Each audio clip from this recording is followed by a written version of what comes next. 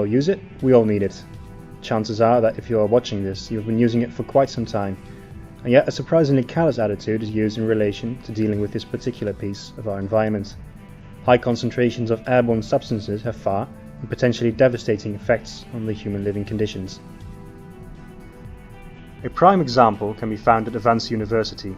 With the recent change of facilities into a new building, a plethora of new problems has arisen, aside from the organisatorial issues that come with a move, of course. Workers have been complaining about serious health issues that interfere with the work it needs doing. People have experienced headaches, lack of concentration, respiratory issues, and a general feeling of unease and unhealthiness in the building.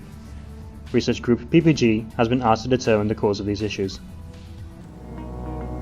So the first thing that had to be defined was what had to be measured, and within which parameters, of course. However, CO2 concentrations could have a definite impact on the people when above literary values. Carbon dioxide concentrations are defined as the most common indoor air quality pollutant, and therefore our hypothesis stated that high CO2 concentrations could definitely be responsible for the health issues reported within the building.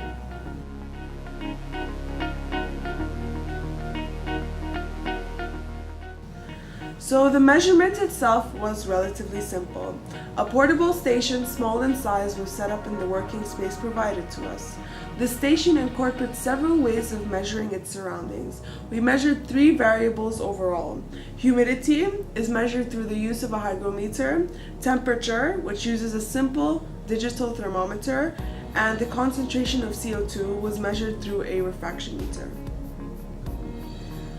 All of these signals can be adjusted freely. In this case, the measurements were taken every 5 minutes throughout an entire week. They are all transformed into digital signals and saved locally on the device. The data is obtained at the end of the measuring period and processed by the team.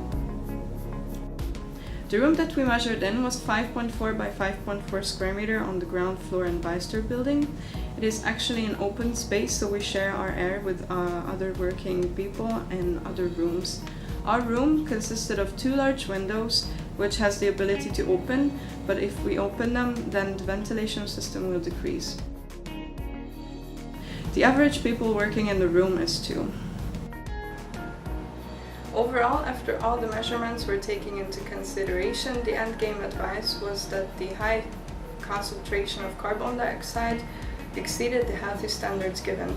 Poor ventilation system was blamed for this. Temperature and humidity showed almost no change, which proved our hypothesis that the carbon dioxide levels can be blamed for the symptoms that the workers experienced. The ventilation system within the Beister building rotates 300 cubic meters per hour, which is considered very unhealthy for such a large area.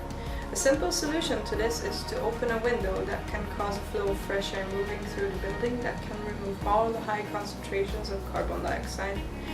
A more permanent but expensive way is to enhance the ventilation system by allowing more entrances to the working area or by increasing the capacity of the air it can flow.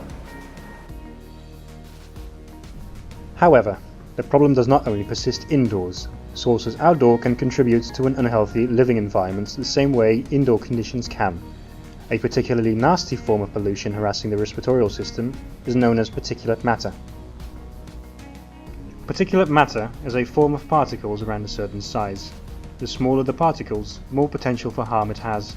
The roles it has in health issues are innumerable, ranging from annoying to quite harmful, extending to deadly in severe concentrations.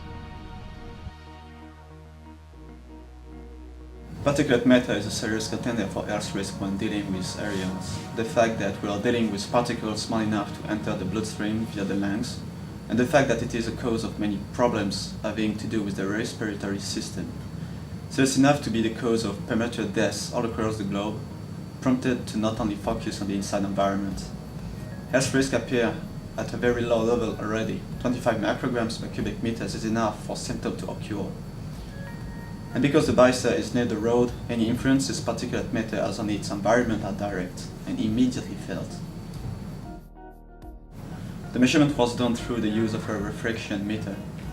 The way this device works is by registering the amount of refraction the light has it emits. If it is an environment with a high concentration of particles, the light will be bent at a stronger angle than it will be in an environment with a lower concentration. We have used this in 3 different measurements. The first experiment was performed next to a road. The goal here was to determine the correlation between the concentration of traffic and the level of particulate matter in the air. Because the density of traffic was so central, we measured both during and after the rush hour. Traffic density experiments yielded some interesting results. Even though the density varied immensely, the peak laying at around 9 o'clock in the morning, the particulate matter concentration kept rising at a steady pace. The concentration were abnormally high, with a peak of 350 micrograms per cubic meters. Of note was that at the time of measuring, the weather situation was very foggy and almost no wind. Conclude from this can be that high concentration of traffic will not immediately influence the concentration of particulate matter in an environment, but rather it increased steadily during the day. The second experiment concentrated on the difference between older and newer cars. The result of a 24-year-old diesel car were placed next to the result of a very recent filtered diesel car, and the comparison was made about the amount of emissions each was responsible for. The car comparison measurements show a correct hypothesis of an older car being immensely more polluting than a newer car. A filter does have, as a result, a largely lower emission. The third experiment focused on the worth of a screen between a busy road and the living environment behind it. Measurements were taken in front of and behind a screen separating the two, and a comparison was drawn to see how much, and even if, it was worth any good.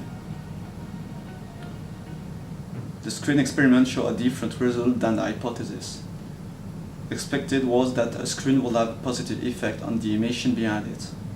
Yet the emission in front and behind were essentially the same, showing that the screen has almost no effect, due to the almost gaseous-like behavior of the particles.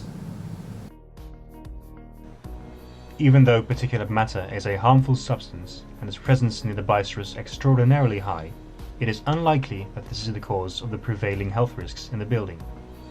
With the results from the inside environment, with its high concentration of carbon dioxide, is a much more likely cause of the health problems.